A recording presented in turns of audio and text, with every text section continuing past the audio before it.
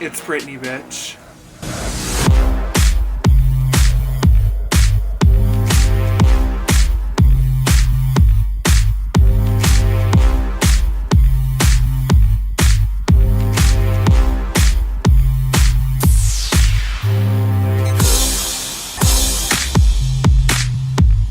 What is up? I am Sean Elmore. I'm a pop culture artist and painter, and today I'm going to be giving you a pop culture paint lesson.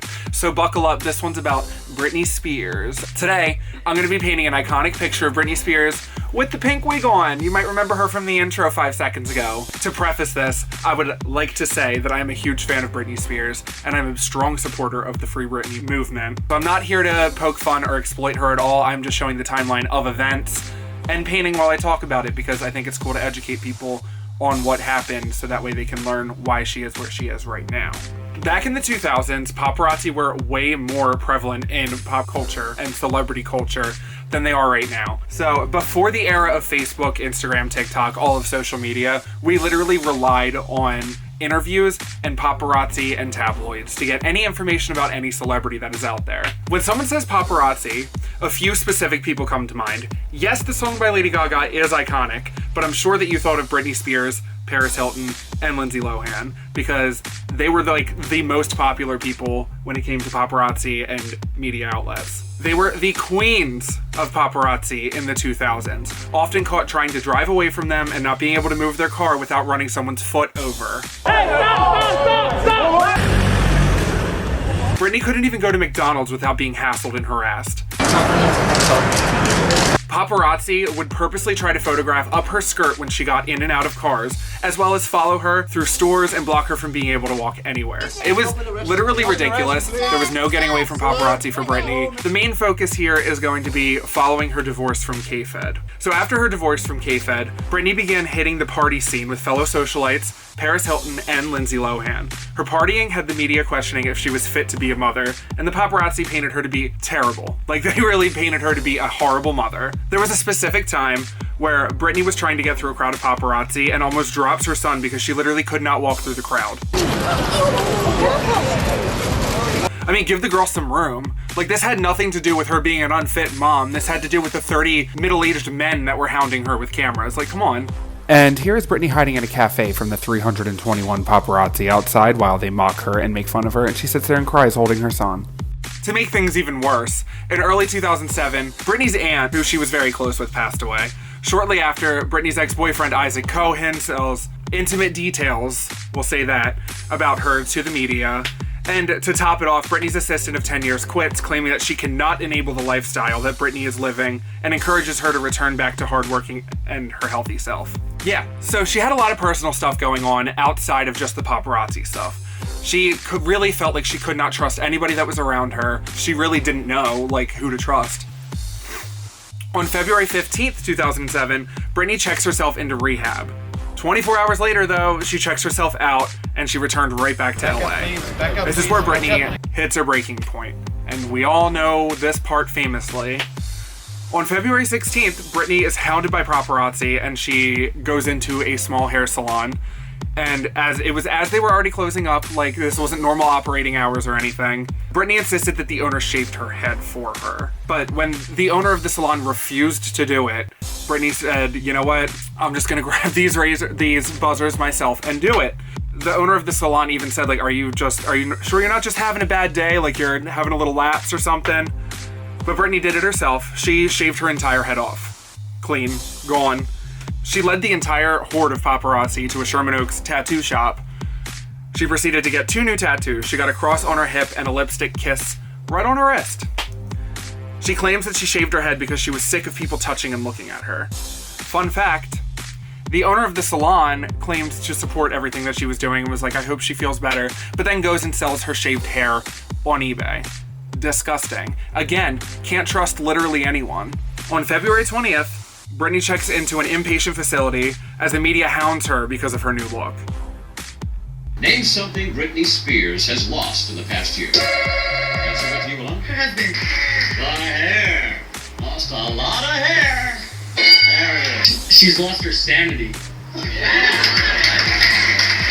She checks herself out and is seen 2 days later partying at the Roxy Club in a short blonde wig.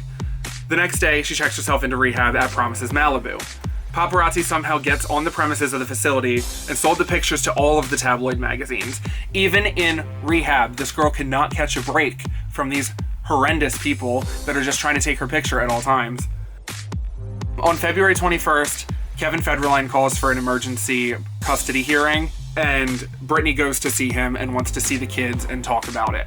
So she's followed by paparazzi to a gas station, and they harass her and they try to ask her questions. And this is where we get some of the first actual pictures of her with the fully bald hair. I'll insert some pictures here.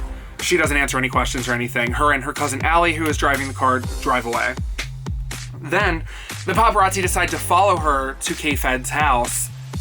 And when K-Fed wouldn't answer the door or open the buzzer or anything, the paparazzi still continued to film and follow her. So she was clearly having a terrible night. She wants to see her kids. She wants to talk about the custody stuff. She wants to figure shit out.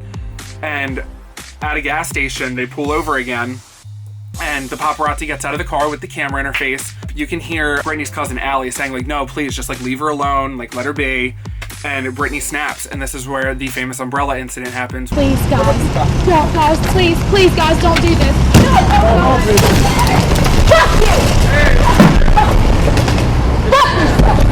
Britney hits the paparazzi with the umbrella and hits his car a few times, and then they speed off. That was when, she fully snapped. That's when the media ate her up for having an entire mental breakdown. In order for Kevin to gain full custody of her children, Britney had to complete a full round of rehab at Promises Malibu. So, while she was there, someone leaked that she was suffering from severe postpartum depression. Again, she couldn't even get the privacy in rehab. This is an ongoing theme that no matter where she goes, there is no privacy, there's no confidentiality. Then, on March 21st, Britney completed a full month of rehab at Promises. She then fires her longtime manager, Larry Rudolph, claiming he forced her into rehab. Her father comes out to defend Larry and belittle Britney, saying if she loses her children, it's nobody's fault but her own. This is a theme we're going to see with Jamie. We are not a fan of Jamie Spears. But he also called her a sick little girl a few times, saying that she's just rebelling, and clearly she doesn't have any actual issues. She's just crazy. Makes no sense. In May of 2007, Britney had a short tour of performances at a few House of Blues venues across the US. Many media outlets, especially Perez Hilton, Mr. Perez, who we are also not a fan of. There's a lot of people in this story that I'm not a fan of. Perez Hilton, you're one of them. Ripped her apart and bullied her for her appearance. Specifically, her weight and the way she was dancing. And it's just you couldn't just let her come back from a rough time and try it out. Really had to dig into her. Britney publishes a letter to her website explaining her behavior and experience in rehab. Major publications cut out all of the parts about her struggle with the media's portrayal of her, further burying her cries for help.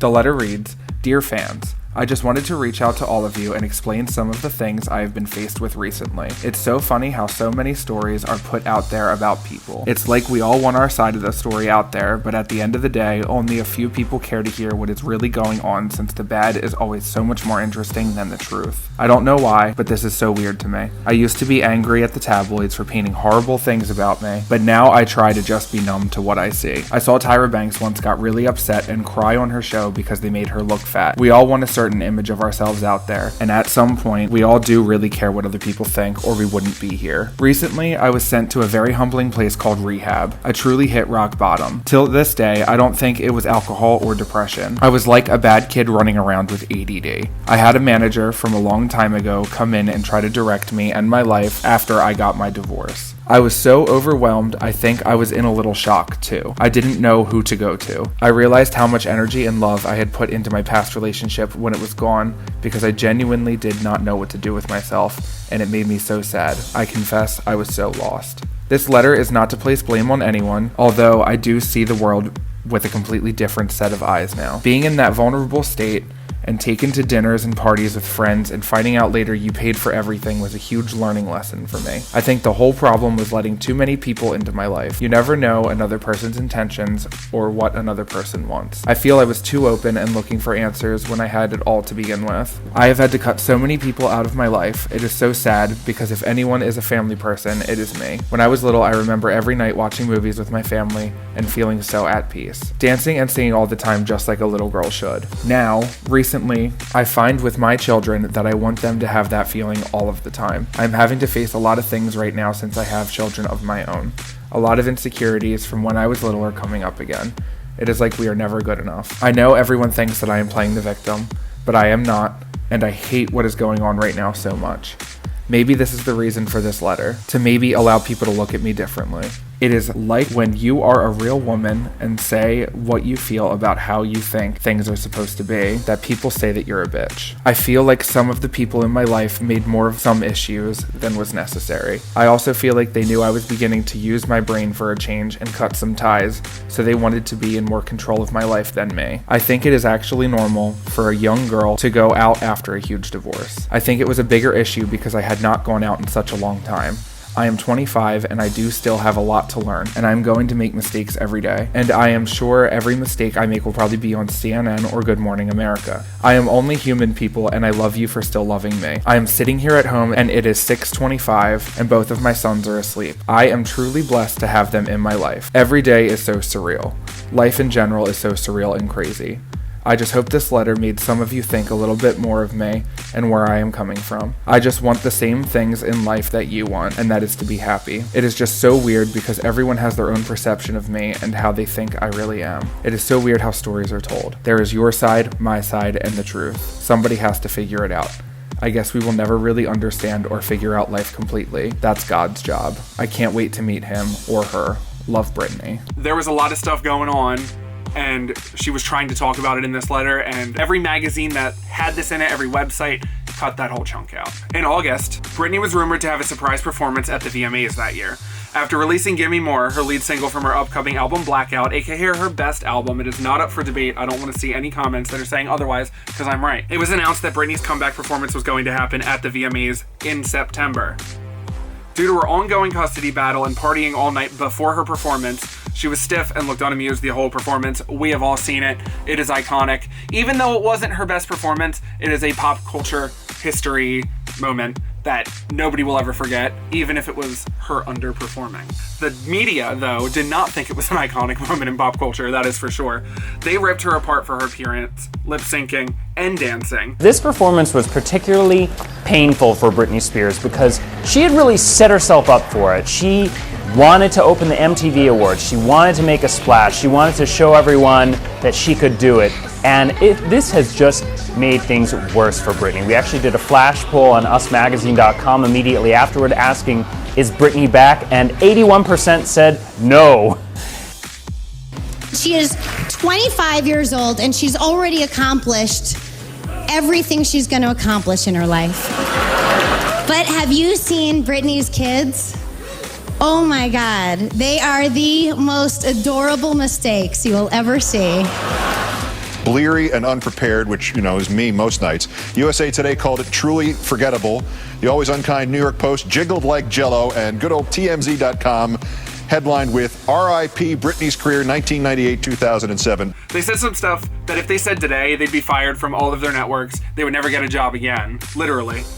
This read one of the first viral videos in YouTube history, Chris Crocker's Leave Britney Alone. Do we really want to see a 25-year-old woman leave behind 2 children and die?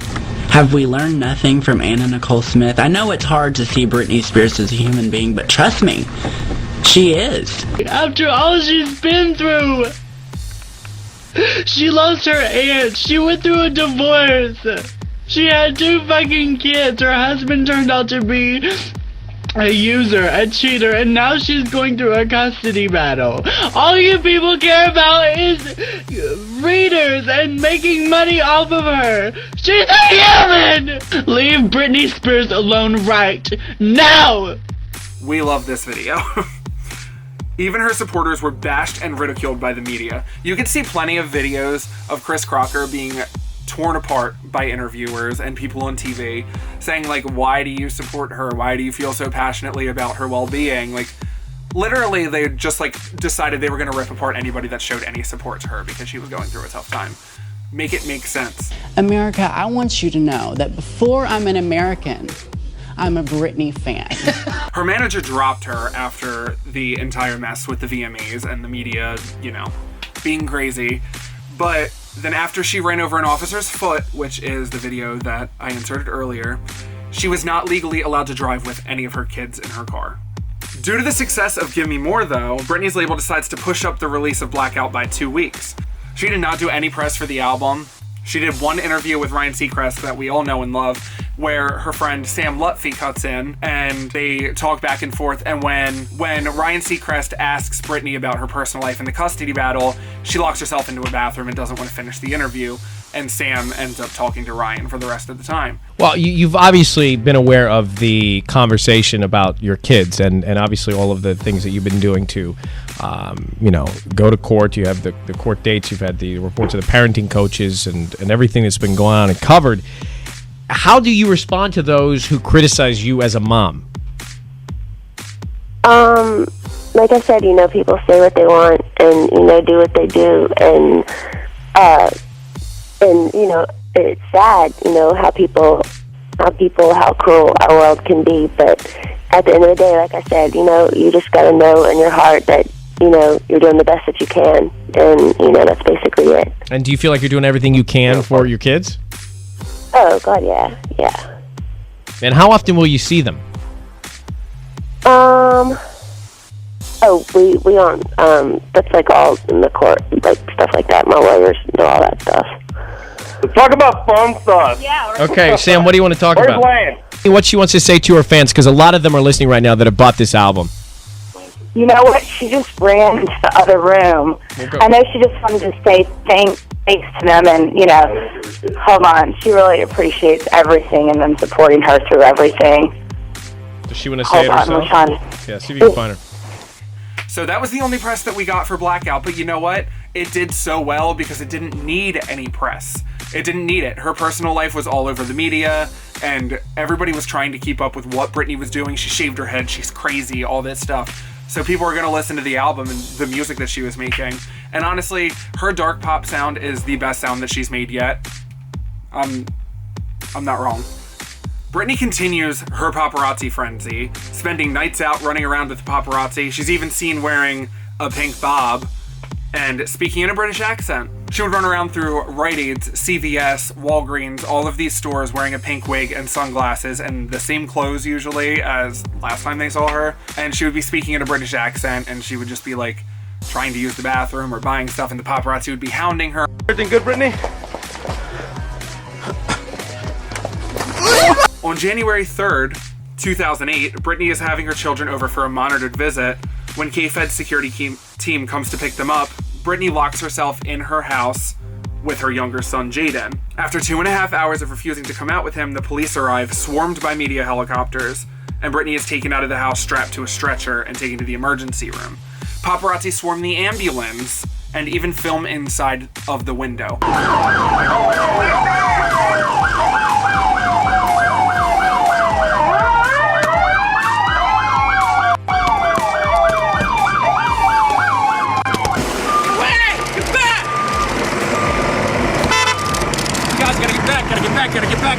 Gotta get back. So you're telling me Britney can't even be taken away in an ambulance without being filmed the entire time? You see why people go crazy? Like, I'm not even saying she's crazy, but you see why people snap? Like, insane. After her hospitalization, Britney begins dating one of the paparazzi. She has been following her around. Adnan Ghalib, I think is how you say his name. I'm sorry, Adnan. In a notorious paparazzi video, she adventures with him through many drugstores and hops in his car to drive them around. They then spend the night in a hotel. Ooh. On January 31st, Britney is hospitalized again, and she is put under a 5150, I think it is. I forget what the number is. She's put under a hold, so that way it was like a medical and health hold, so they were making sure she was okay.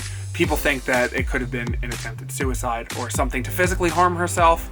And then the next day, February 1st, 2008, she is put on her quote-unquote temporary conservatorship that has lasted 13 years and counting, which she is now publicly battling. So why is this an important time for pop culture? Why am I making a whole video about Britney Spears' meltdown?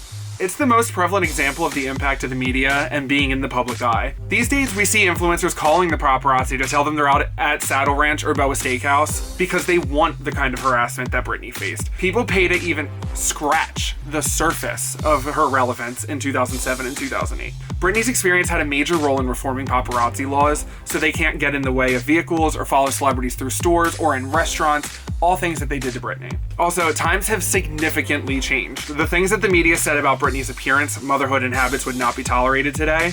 As a society, we have progressed significantly in acceptance and awareness of mental health, body positivity, and just overall personal space. Why am I painting Britney Spears in a pink wig and talking about this? Because more information started coming out about Britney's conservatorship recently, and people were seeing that her Instagram posts were kind of cryptic, and there's been a lot of stuff going on. In her Instagram post, she said that she's been working on a personal photo project called Project Rose, and people think that that has to do with the Framing Britney documentary because all of the people that are being interviewed have roses behind them. They show a lot of roses other than that, and the documentary ends with a video of Britney holding a soap rose and crushing it in her hand. So people are like, maybe that has something to do with it. But then also, Britney just like the day before that I'm recording this, posted a video on her Instagram saying like, hey, the moment everybody's been waiting for finally happened last week, the Super Bowl. And like, we all know that first of all, it was the day of the Super Bowl. And it was just very weird that she was saying like last week when it was like yesterday, when literally earlier that week, Framing Britney came out. And it's like everybody in the comments was like, we know what you're talking about, like we see you. So everybody's pretty much like on the same page that she's aware of the Free Britney movement. But then today, Britney's boyfriend Sam actually posted on his story saying that he is very much against Jamie Spears and how he treats his daughter. And then there was a paparazzi video of him saying the same exact thing, saying that he said that Britney is doing really well and that she is so happy with the amount of support from her fans from the Free Britney movement. And I can do an entire video just on the workings of her conservatorship and where it's going to be going. But I just wanted to focus on the actual events that led up to it. Her father came out of nowhere and he wanted to take over and make her conservatorship a business agreement, a business relationship situation. And he has been milking Britney. I can definitely make an entire video about just her conservatorship and all of that stuff if anybody wants to see more of that. That's basically it for today's pop culture painting lesson. Here's the finished painting. Insert here. Free Britney, bitch.